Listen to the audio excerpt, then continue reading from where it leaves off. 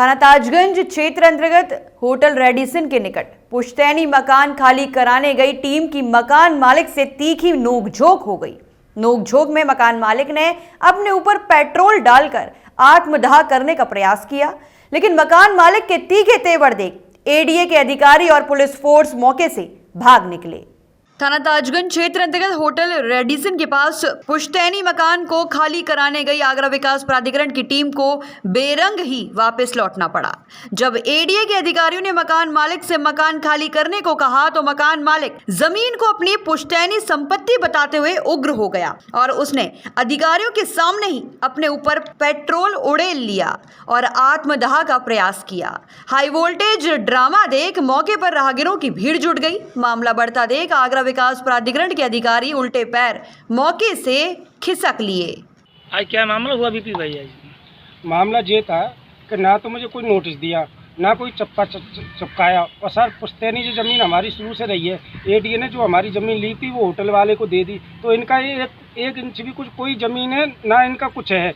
और मैं यहाँ से शुरू से हमारे पिताजी के पिताजी यहाँ रहते चले आ रहे हैं।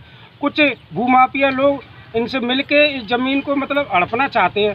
तो सर ये सब सुबह आए थे तो मैंने इनसे कहा सर आपने ना तो मुझे नोटिस दिया, ना मुझे कोई चुपकाया। आज पूरी घटना क्या हुई ये बताओ। तो सर जैसी मैंने कहा और मैं सर सुबह डीएम साहब के पास गया तो डीएम साहब ने मुझे लेटर दिया था साइन करके साहब ये दे देना उनसे और इनसे जाके बात कर लेना। उन्होंने हमारी कोई नहीं मानी और यहाँ पे सब गाली गलौज करने लगे। कुछ लोग ऐसे थे कि वो तो ज़बरदस्ती सर यहाँ पे बिल्डर चलाना जा रहे, तो मैंने रिक्वेस्ट की, सब कुछ की, उन्होंने सब बिल्कुल नहीं माना। इसलिए जो मैं यहाँ के निवासी हैं, शुरू से रहते चले आ रहे, सब मरे आऊँगा मगर अपनी ज़मीन को मैं छोड़ूंगा। एडीए ये कह रहा है कि जब पहले अखबार की थी तो मुआवजा दे चुके हैं, तो आप घेर रहे हैं? नहीं, दे चुके नहीं है। यहाँ पे मैं हमारी झोंपड़ी शुरू से रही है, शुरू से मेरे पास नगर निगम का नंबर भी है, मकान नंबर भी है और मेरे पास पुरानी पतौनी सब है मेरे पास। अब आप क्या चाहते हैं? सब मैं ये चाहता हूँ कि सब जो भी मेरी जो ज़मीन बच रही है, सब मेरे जो बच्चे हैं, मेरे बड़े बूढ़े हैं, ये कहाँ जाएंगे, कैसे रहेंगे? और सर मेरी पहले भी कई बहुत सारी ज़मीन ये लोग बेच के खा चुके हैं। इसके सर मेरे पास सबूत भी है, सबूत अखबारों में भी चला है, न्यूज़ों में भी चला है। और मैंने जाता हूँ, मैं चक्कर लगा के बड़ा परेशान हो गया हूँ।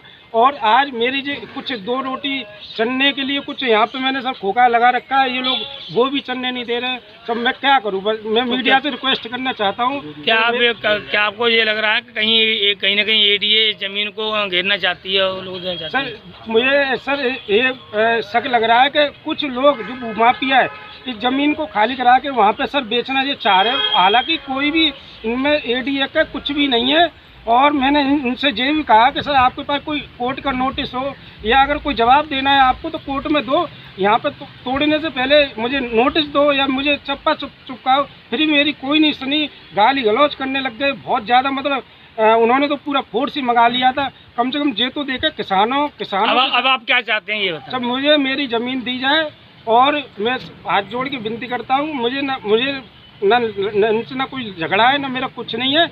अगर आपकी आज से सालों तक ये कभी नहीं आए, मगर जब बेशकीमती ज़मीन हो गई है, साफ़ सफाई कर के रहने लग गए हैं तो कुछ लोगों की इस पर निगाह हो गई है, तो ये एडीए से मिल रही है और जैसा आप क्या कहते हैं ये हड़पना चाहते हैं। पीड़ित ने बताया कि हमारा परिवार इस जगह कई वर्षों से रह रहा है, तब से प्राधिकरण के अधिकारी कहां सो रहे थे। साथ ही पीड़ित ने प्राधिकरण के अधिकारियों पर आरोप लगाते हुए कहा कि एडीए के अधिकारी भूमाफियाओं के साथ मिलकर मेरी पैतृक जमीन हथियाना चाहते हैं। यदि हमारा परिवार यहां अवैध रूप से रह रहा है तो विभागीय नोटिस जारी क्यों नहीं हुए? लेकिन अब देखना यह होगा कि एडीए पीड़ित की पुश्तैनी जमीन खाली करा पाता है या नहीं।